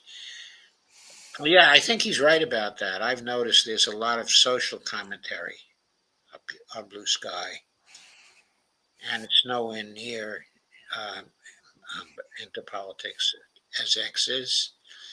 Robert says, I hear people are leaving X due to Elon Musk's political views and how toxic X is now. I have to admit, it may be the way that I relate to X, but I'm not finding it too toxic. I mean, I market my shows on there. I occasionally get into discussions with people, but I'm not seeing a lot of toxicity there with respect to myself. It may just be the way that I'm relating to X. Right. Yeah, because I don't have problems. Like I said, I'm more focused with my show and, seeing what's trending, see what's information's out there. Um, so I'm really not, I guess, going back and forth with people. Yeah, I haven't been going back and forth with people either. I used to do that a lot on Twitter, but after a while, I realized that you can't convince the people that you're arguing with, okay, on Twitter, okay, because the exchanges have to be too short and sharp. Okay, now you may be able to persuade third parties, but you have no indication from the third parties, that you're correct and someone else is not. And so the incentive is it's not actually reinforced by third parties much on Twitter, or so I find. Hmm. So Earl of Lurie said, I heard Busco was having tech issues because they were inundated with people reporting each other for speech crimes. Yes, I've heard that too. I don't know how true it is. Lana says, so is what Bonnie just said about China a response to Trump or something Biden is doing? Actually, it has to do with Biden. People have been advertising what Trump's talking about, but I have an article on my timeline, a couple of articles about it, and it has to do with Biden. Yeah, right. It's a direct response to Biden, okay, but I think it also foreshadows what would happen if Trump were to go ahead with his plans, in terms of tariffs for China. Uh, I mean, if he were to do that, he would get the same kind of response from China, uh, that Biden just received. Hmm. And I think that it would be a disaster for the economy of the United States. A disaster. I think it's already a disaster that's shaping up. Robert says, any truth Donald Trump wants to do 100% tariff on BRICS nations if they decided the US dollar is not the default currency?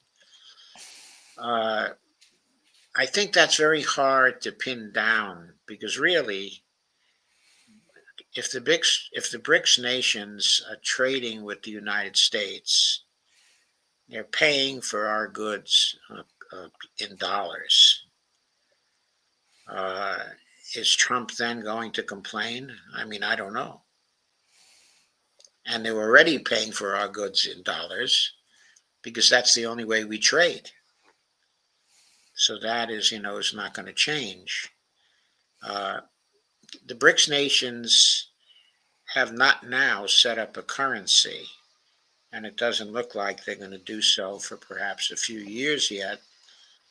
What they probably will be doing is trading with each other in local currencies and making agreements of a bilateral nature to do that. Okay, and uh, so I think that's the way they're going to trade for a while. So over time, there's going to be a reduction in a number of transactions that are dollar transactions in international trade. So I think you'll see more like a decline of the percent of dollar transactions in international trade to something like 30%. Okay, but the dollar still may be the most important currency because we may be seeing a world where there's trading in a lot of different currencies. So if a nation has a share of 35% of the total or 30% of the total, it still may be the most important nation. But even right now, we're close to not being the default currency. I think the percentage of international trade in dollars now is something in the 50s or so. So a lot of trade is going on that not using dollars right now, and I expect to see an increase in this over the years.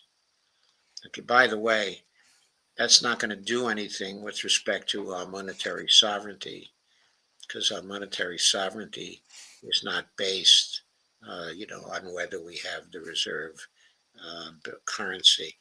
It says Twitter X suspended my account. I taped back to Vivek Rahini on slashing the Fed budget.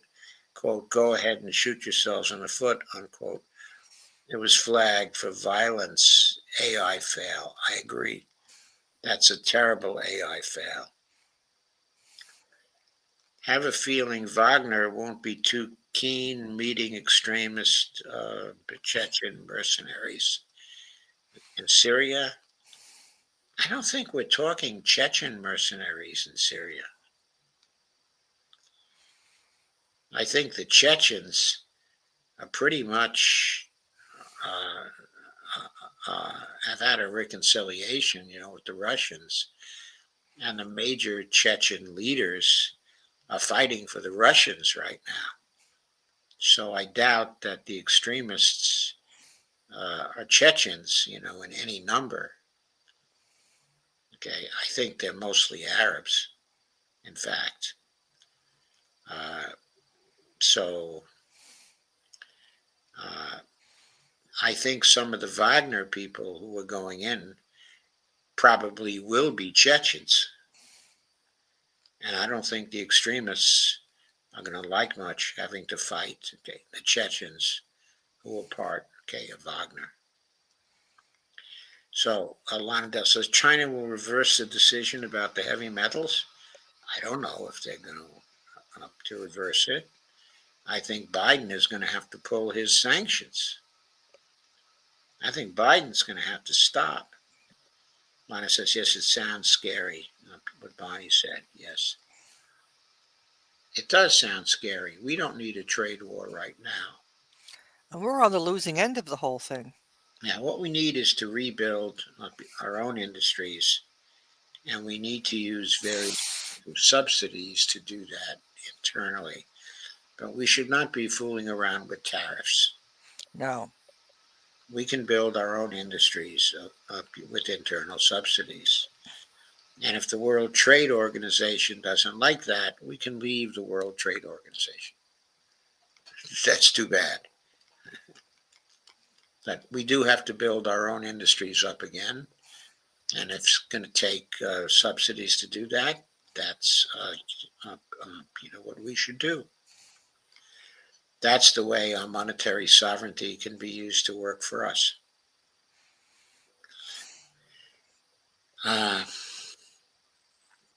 Okay. I guess we're good for tonight. We've now peaked at about 115, according to the indicator I've got from StreamYard. And it's likely much more because that indicator is off. Mm-hmm. If I look at, the number of views on Facebook and the number of views on Twitter, and the number of views on YT, they're going to greatly exceed the total I see on my screen right now. So thank you very much. Thank you all for coming. I will be back on Thursday with another show on empowering democracy. Dee will be back tomorrow night for one of her shows. Okay, I'm sure. Yes, I will You be got something 9:15. specific in mind for tomorrow night, Dee? Most likely just what's happening, tomorrow we hear about international what's happening, just going through all that for the most part. There's so much going on every day, but I've been starting at 9:15 p.m. Eastern Time, and you're always welcome to join me, Joe. Okay, thank you, Dee. Okay, I may well join you tomorrow night. Yes, because there's just so much going on. Yeah, there is. There is so much going on. It's true. Absolutely. Okay, as Lana says, what was the judge saying about South Korea? Maybe talk about that on Thursday. And the Earl of Lurie says, thank you, guys. Well, thank you, Earl. Thank you for coming and thank you for commenting.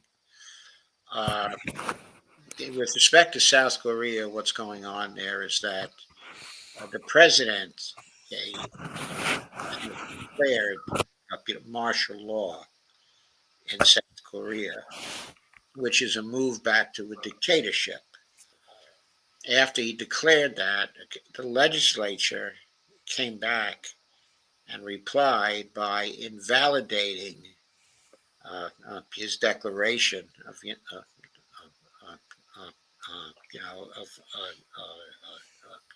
of martial law. So there's a conflict now going on between the legislature and the president of South Korea. I don't know how it's going to work out, but I'm betting on the legislature, right now. Uh, According to Scott Ritter,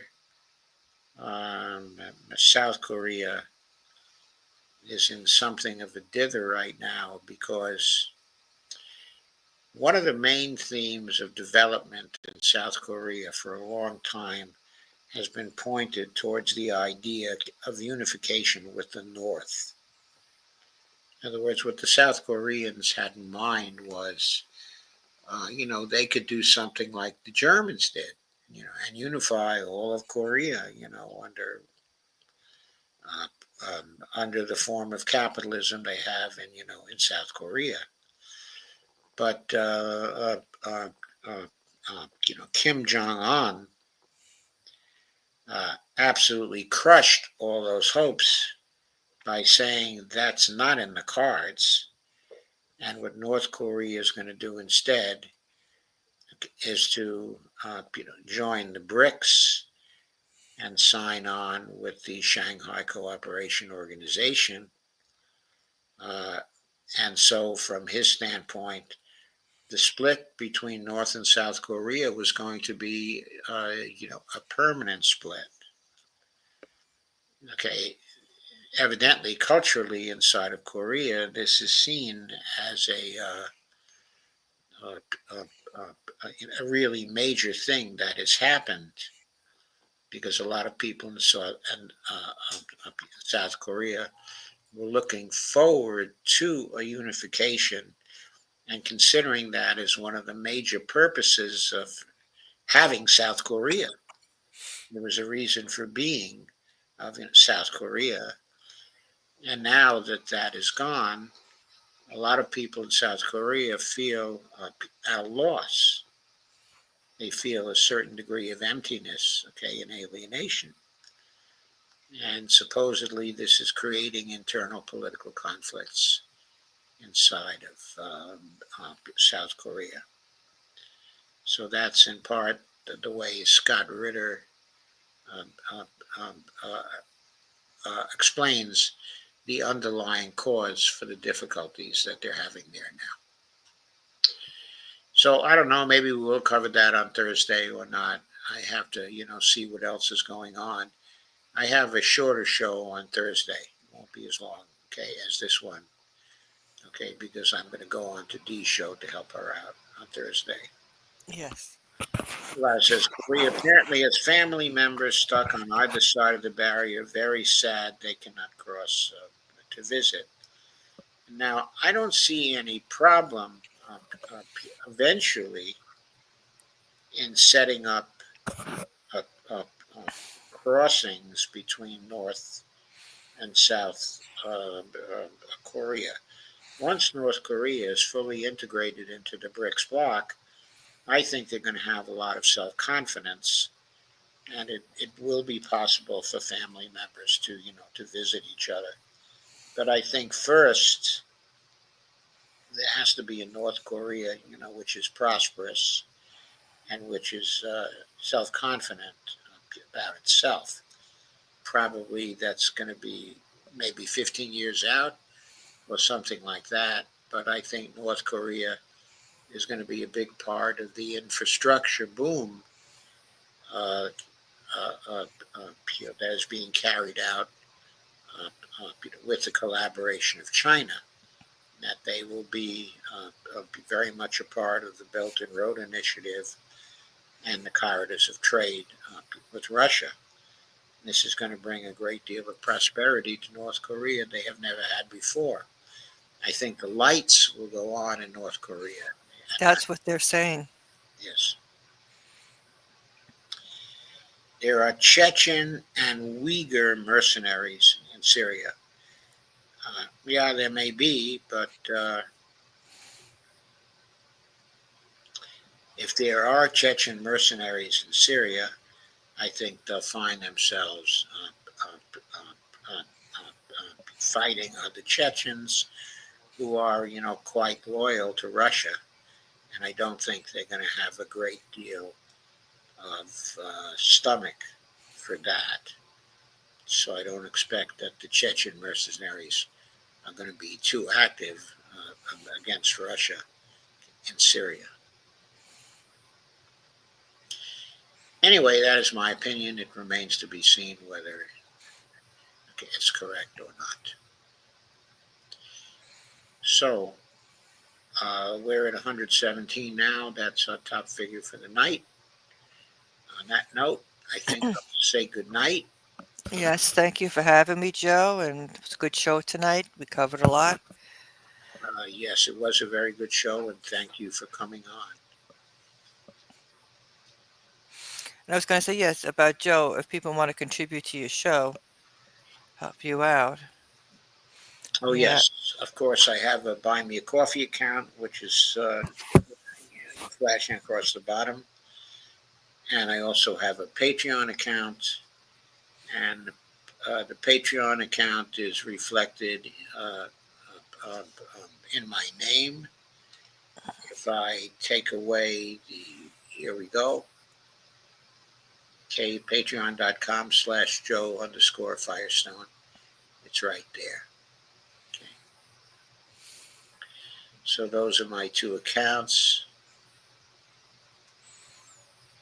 and you may contribute to either those. If you are so moved, I would certainly greatly appreciate it. Mhm. I could use the contributions. Yes, so thank you again and good night. Good night, Bonnie. Good night. Okay, good night, Dee, and thank you very much. Yes, and I'll see you all tomorrow night. Okay, bye. Bye.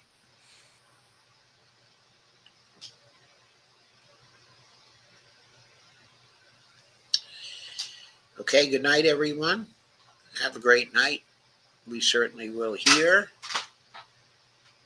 And I'll be seeing you tomorrow on Dee's show, and on Thursday on my show, and on Dee's show. Shall we?